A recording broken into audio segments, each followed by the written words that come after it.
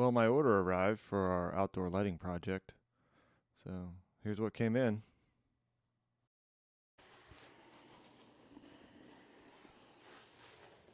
And we gotta unpack it, take it all out of the box, make sure we got everything.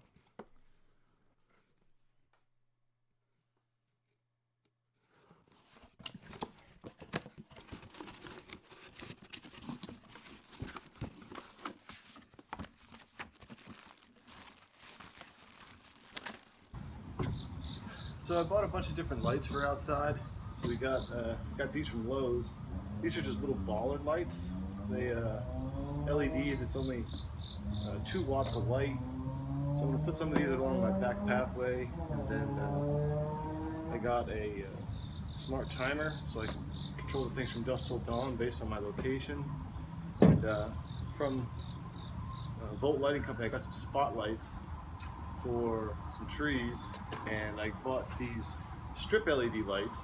These strip LED lights are going to go underneath my range screen siding to try to just make it glow underneath.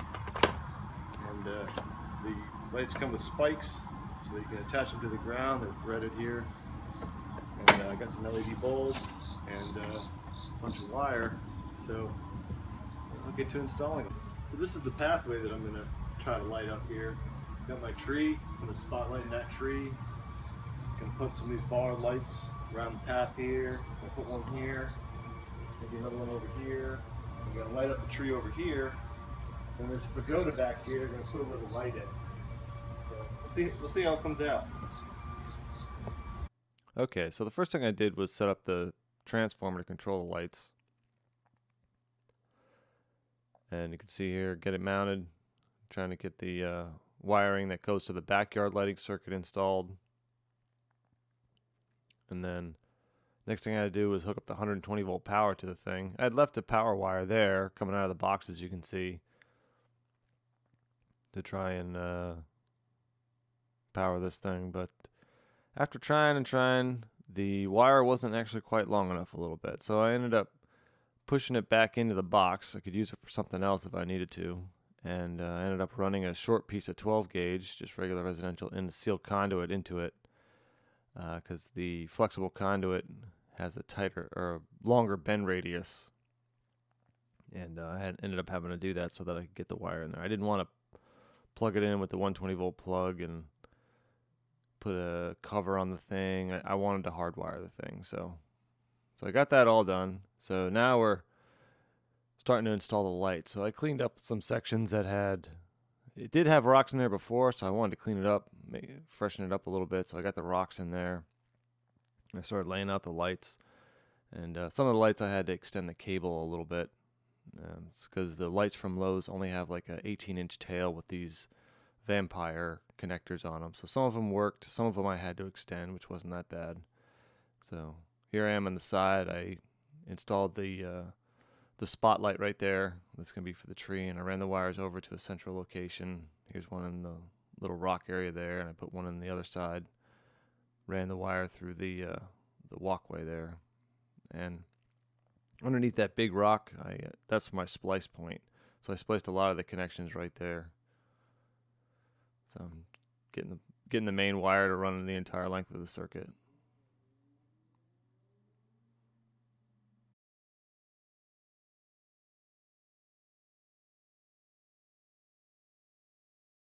Here's where I bought a bunch of those, bunch of the lights and the connectors and the supplies for this project.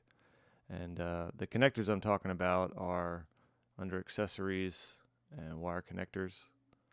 And this is what I bought.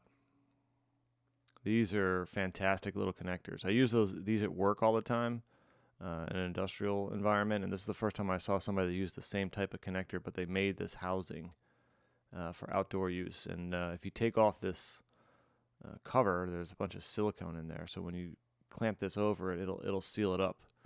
And all you do is you lift up these little orange tabs here, and then you just slide the wire in and flip it down, and it's a real nice tight connection. Makes it very easy, and then you could easily service them too if you were to take it apart. So if you're doing a project like this, these are definitely well worth it.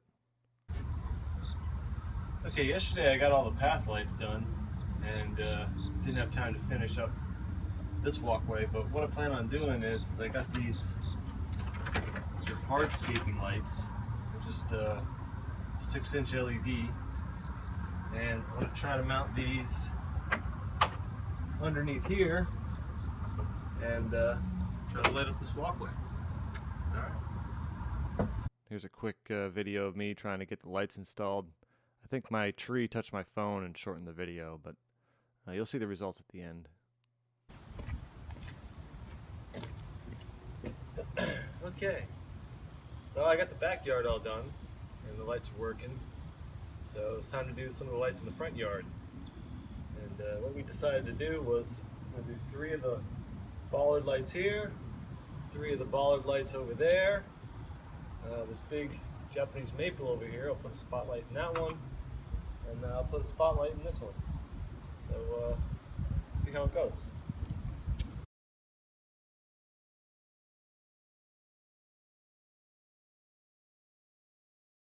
So this is more of the same kind of installation as in the backyard. I ran the wire all the way around the side of the house and buried it all along the way. Had some weeds to get out of the way there. And put the bollard lights in, got the spotlight in, and trenched the wire down like a couple inches. The hardest part was getting it around the front concrete stairs there, because there wasn't a gap between the stairs and the ground or anything, so I had to run it underneath the porch. And then got the bollard lights in. I got the spotlight in for the Japanese maple.